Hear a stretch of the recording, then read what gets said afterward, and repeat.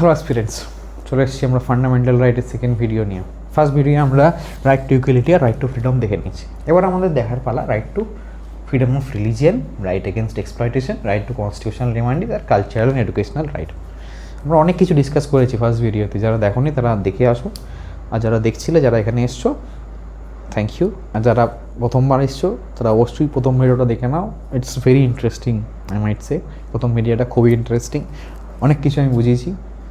আমরা বলেছি যে fundamental right is the bedrock of the Indian constitution, it is the Magna কাটা। এদের সব কারণ আমি বুঝিয়েছি, যারা দেখাবে তারা দেখে এসো। ঠিক আছে, চলো শুরু করা যাক। তাহলে পয়েন্টটা চলে এবার দেখবো রাইট এগেনস্ট এক্সপ্লয়টেশন। আমরা 22 পর্যন্ত তাহলে আগের ভিডিও দেখে নিয়েছি, এবার রাইট এগেনস্ট এক্সপ্লয়টেশন দেখব। Right against exploitation is very important. Right against exploitation is very very important. কী হচ্ছে না, আর্টিকেল 23 আর 24 কী বলছে? Prohibition of trafficking in human being and forced labour.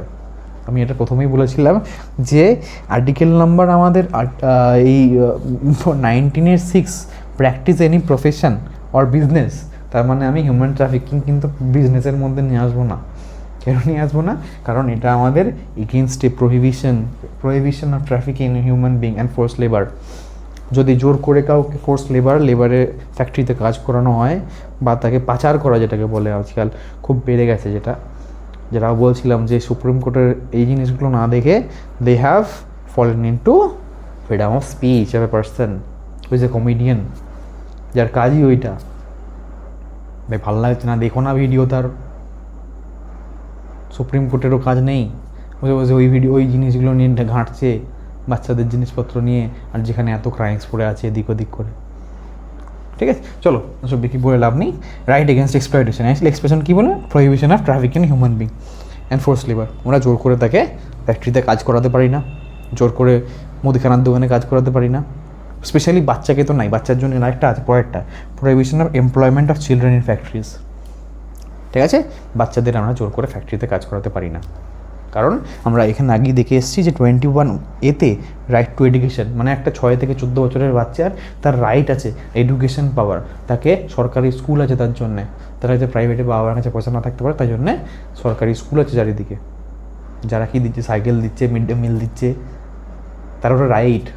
সে পড়াশোনা করবে, সে এখন কেটে খাবে, সে ফ্যাক্টরিতে গিয়ে আঙুল কাটবে না, হাত কাটবে না, পা কাটবে না।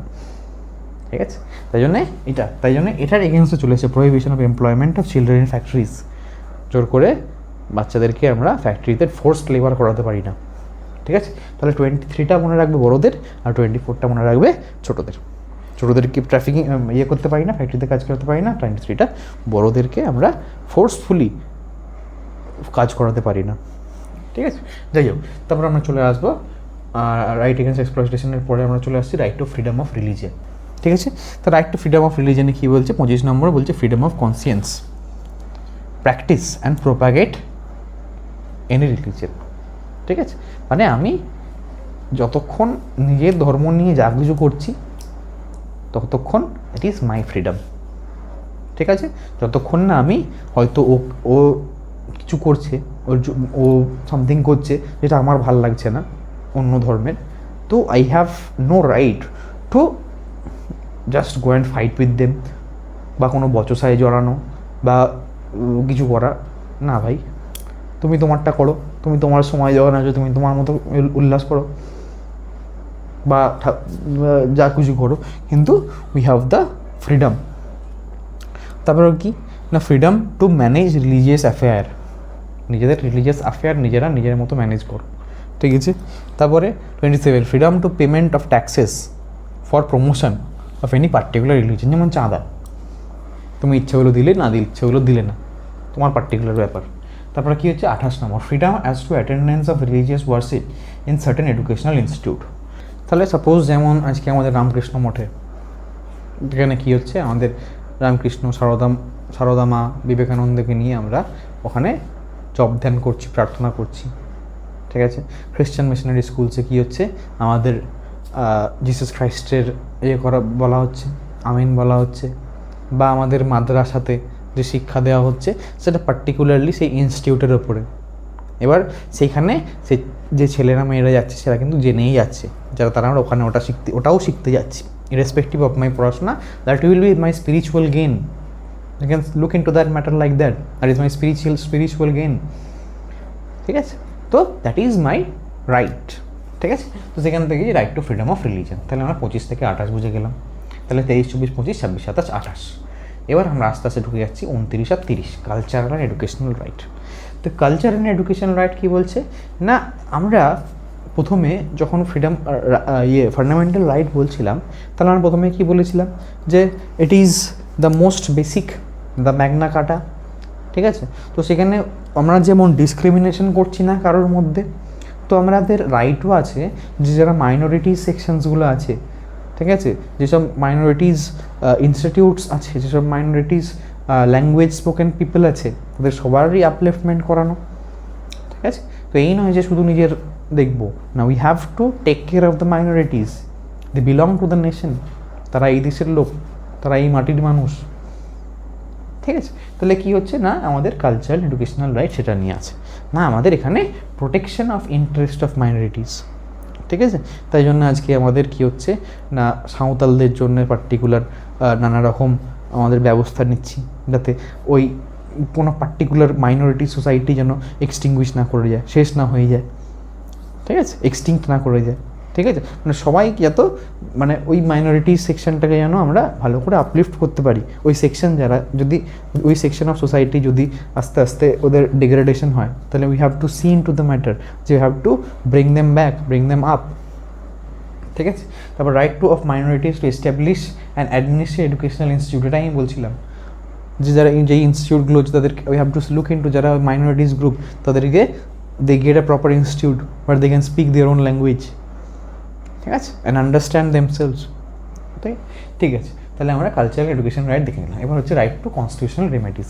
রাইট টু কনস্টিটিউশনাল রেমেডিসকে কী বলা হচ্ছে না, এটাকে আমরা বলি যে heart and soul of the Indian constitution. ঠিক আছে, বা এটা কেন আমরা তাহলে বলি হার্ট অ্যান্ড সোল না, because fundamental right is justiciable. আমি প্রথমেই বলেছি যে এটা একটা জাস্টিসিয়েবল রাইট। ঠিক আছে, মানে আমাদের যদি কোনো রাইট লঙ্ঘন হয় তাহলে we can move into the court. এবার যদি সেই তাই জন্যই এই রাইটটাকে আমরা কী বলছি যে হার্ট অ্যান্ড সোল, মানে এই কোর্টটার কাছে যেতে পারবো। এখানেই আমরা যেটা বলছি কনস্টিটিউশনাল রেমেডিজ, যেটা কোথায়, remedies for enforcement of the right. ঠিক আছে, বাই ইস্যুইং ভেরিয়াস রিটস, যেমন হেভিয়াস কর্পাস, ম্যান্ডামাস, সার্সিওরারি, এগুলো আমরা পড়বো পরে। ঠিক আছে, মানে এগুলো কোর্টের প্রসিডিং, মানে we can move into the court. এখানে ওটাই আছে যে we can move into the court for our enforcement of our right. তাই জন্য আমরা এটাকে বলছি the heart and soul of the Indian constitution. ঠিক আছে, তাহলে আমরা 32 পর্যন্ত দেখে নিলাম। এরপরে 33টা কী আছে, এটা তো আমাদের এখানে লেখা নেই, এটা আমি একটু বলছি তোমাদের, এটা লেখার কিছু নেই, তোমরা বোঝো ব্যাপারটা। সাপোজ এখানের মধ্যে আমাদের অনেকে কিছু বছরের মধ্যে পুলিশ হবে, কেউ আর্মি হবে, কেউ আমাদের ইনভেস্টিগেশন ব্যুরোতে যাবে। এবার তারা যদি এসে বলে যে আমি যেখানে চলে যাব, আই হ্যাভ মাই রাইট, আমি যা কিছু বলবো, আই হ্যাভ মাই রাইট। তারপরে বলছে যে আমার আজকে মন যাচ্ছে না reside and settle any part, আমার আজকে মন যাচ্ছে না অফিসে যেতে কোয়ার্টারে যেতে, আমি অন্য জায়গায় গিয়ে পাচ্ছি, এটা আমার রাইট না ভাই। যারা এই সিভিল সার্ভিসে ঢুকে যাবে, যারা এই আর্ম ফোর্সে ঢুকে যাবে, তাদের অনেক রাইট কাটা হয়ে যাবে ডিউরিং দেয়ার ডিউটি। যখন সরকারের জন্য ডিউটি করছে তাদের সেই রাইটগুলো তখন থাকবে না, এক্সেপ্ট আর্টিকেল 20 অ্যান্ড 21। এটা মাথায় রাখতে হবে। 20 and 20, right to life and personal liberty, এটা তো ভাই তোমার আছে, তোমার জীবন নিয়ে কেউ চ্যানেলি করছে না। কিন্তু মানে বাকি যে এই যে move freely throughout the territory of country, ঠিক আছে, assemble peacefully without arms, reside and settle, তাদের উইদাউট আর্মস কী করে যাবে, তাদেরকে আর্মস থাকতেই হবে তার কাছে, তাই না, যদি আমরা এমনি ভাবি। ঠিক আছে, তাহলে এবার আমার 33। 35 যে distribution of power from centre and state. ঠিক আছে, সেন্টার স্টেটের পাওয়ার ডিস্ট্রিবিউট করা হচ্ছে। ঠিক আছে, এগুলো আমরা পড়বো ডিপিএসপিতে একটু ভালো করে পড়বো, বা সেন্টার স্টেট রিলেশনে ভালো করে পড়বো। আর 34 হচ্ছে during any emergency situation, emergency কোনো কন্ডিশন হয়ে গেল দেশে, সেই সময় তোমার অনেক ফান্ডামেন্টাল রাইট তোমার কাছ থেকে নিয়ে নেওয়া হবে। ঠিক আছে? তখন তুমিও বলতে পারবে না যে আমি একটু ঘুরে বেড়াবো, এদিক ওদিক হেঁটে বেড়াবো, আমি যা খুশি বলতে পারবো, যেখানে খুশি যেতে পারবো, যেখানে খুশি গিয়ে সেটেল করতে করে যেতে পারবো। তখন তোমার অনেক কটা রাইট আমার কাছ থেকে নিয়ে নেওয়া হবে। ঠিক আছে? তখন তুমি এই যেমন করোনা সিচুয়েশানে, ঠিক আছে, বা কোনো রাইট লেগে গেছে বাইরে, রায়াট লেগেছে বাইরে, ঠিক আছে, যখন যুদ্ধ হচ্ছে, তখন তুমি রাস্তায় হেঁটে বেড়াচ্ছ, কারফিউ লেগেছে, তখন এসে দিল তোমার ডামাডাম, বললে আমার রাইট আছে, আমার রাইট না ভাই, তখন তোমার রাইট নেই। এটা ছিল আর্টিকেল 34, তুমি পড়ে আসো নি, ঠিক আছে? তখন তুমি চিৎকার করলে এটা তোমার ওইখানে প্রবলেম হয়ে যাবে। ঠিক আছে? তাহলে আমরা মোটামুটি সব কটা আর্টিকেল দেখে নিলাম ভালো করে। আমাদের 1 থেকে শুরু করে 35টা হয়ে গেল এখনও পর্যন্ত। মানে যদি পরপর আমরা দেখে আসি, পার্ট 1 একটা ভিডিও আছে, পার্ট 2 দুটো ভিডিও আছে, পার্ট 3 এখন দুটো ভিডিও হলো। ঠিক আছে? এই কটা আমাদের মোটামুটি কতক্ষণ, 40-50 মিনিটের মধ্যে এতগুলো আর্টিকেল আমরা বুঝে নিয়েছি ভালো করে। কনস্টিটিউশন মানে পলিটি বুঝতে পারছি। ঠিক আছে? তাহলে আর কি চাই? যারা এতক্ষণ পর্যন্ত দেখে নিয়েছো, লাইক করতে ভুলবে না, সাবস্ক্রাইব করতে ভুলবে না, শেয়ার করতে ভুলবে না। ঠিক আছে? আপাতত ভিডিও এখানেই শেষ। পরের ভিডিও আবার ফিরছি part 4 of the Indian constitution নিয়ে। যাদের ভালো লাগলো তারা অবশ্যই কমেন্ট করে জানাবে যে তোমরা কিছু বুঝতে পেরেছো, তোমাদের ইন্টারেস্টিং লেগেছে। আর যদি তোমাদের কোনো কোয়েশ্চেন থাকে তো ওই কমেন্ট বক্সে লিখে পাঠাবে। জয় হিন্দ, জয় ভারত, জয় বাংলা।